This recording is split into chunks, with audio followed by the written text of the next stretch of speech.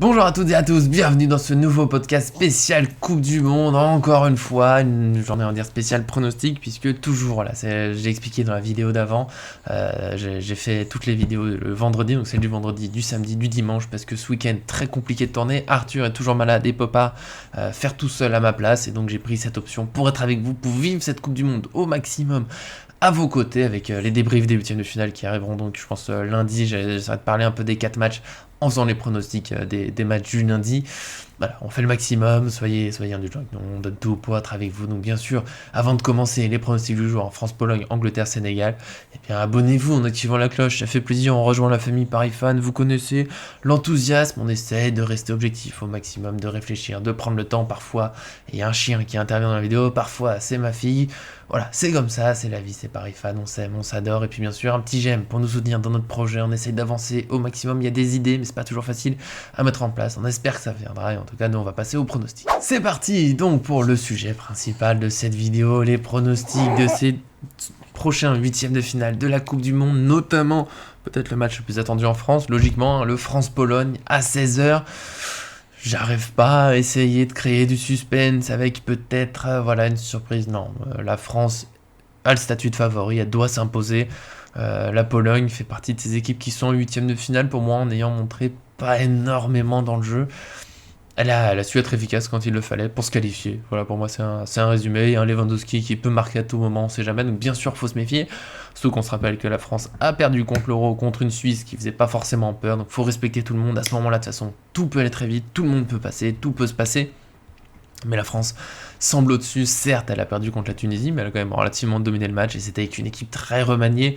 Là, on va retrouver le 11 type normalement, sauf qu'il y a eu une mauvaise nouvelle ici là, mais bon, peut-être une ou deux blessures, mais pas plus. Ça devrait être une équipe sérieuse, une équipe voilà, qui compte avancer encore, qui a les armes pour battre la Pologne. Donc, je suis relativement confiant pour l'équipe de France qui m'a plutôt impressionné sur la phase de poule parce que voilà, il y a eu des difficultés ces derniers mois, tout le monde l'avait vu, je les voyais pas forcément se qualifier aussi facilement. Donc tant mieux. J'espère qu'ils vont continuer, on y croit. Voilà, allez, un petit 2-0, 3-1, j'ai du mal à mettre plus de 2 buts d'écart, parce que quand même, respectons la Pologne qui peut embêter n'importe quelle équipe, voilà, avec notamment une bonne défense. Mais pour moi, la France est au-dessus, ça devrait le faire. Et Angleterre, Sénégal à 20h, donc ce sera l'adversaire de France-Pologne. Et ben c'est l'un des huitièmes de finale que je trouve les plus difficiles à pronostiquer. L'Angleterre en phase de poule, elle a fait de tout. Elle a impressionné contre l'Iran, elle a impressionné sur les autres matchs, mais par phase de jeu. Elle a aussi par moments été en difficulté, elle a eu du mal à créer du jeu parfois, elle a pris des buts. Et le Sénégal, pas toujours flamboyant, mais toujours très combatif, assez solide. Je les ai trouvés plutôt fort contre les Pays-Bas, c'est passé pas loin pour gagner. C'était un peu dur d'ailleurs leur défaite de 0. Donc attention au Sénégal, il y a des comptes qui vont très vite. Il y a une défense solide, il y a une capacité aussi à ressortir du pressing par moment. Voilà, c'est une équipe que je pense très pénible. C'est le genre d'équipe, je pense, qui peut poser des problèmes à l'Angleterre et à son adversaire ensuite, que ce soit la France ou la Pologne. Je dirais bien match nul, prolongation et ça bascule d'un côté ou de l'autre. Peut-être l'Angleterre un petit peu pour le talent individuel qu'ils ont devant, mais peut-être Sénégal aussi. Donc voilà, match nul, prolongation.